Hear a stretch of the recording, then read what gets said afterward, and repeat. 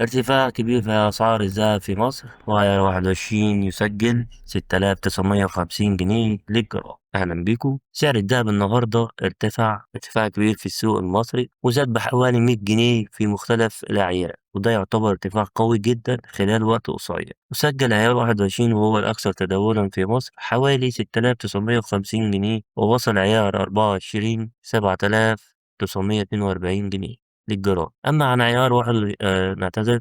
أما عن عيار 18 فسجل حوالي 5957 جنيه للجرام. أما الجنيه الذهب فوصل ل55,600 جنيه. الزيادة دي بتيجي بعد أداء قوي جدا للذهب من بداية السنة. عالميا، القرار الأخير من الفدرالي الأمريكي بتثبيت سعر الفايدة 3.5% كان ليه تأثير كبير على حركة الذهب. كل العوامل دي خلت السوق في حالة ترقب، وفي توقعات إن الذهب ممكن يواصل صعوده، خصوصا مع الضغوط الاقتصادية العالمية. وبكده نكون وصلنا لنهاية الفيديو. لو حابين تتابعوا كل أسعار الذهب أول بأول، ما تنسوش تشتركوا في القناة وتفعلوا الجرس عشان يوصلكم كل جديد. سلام.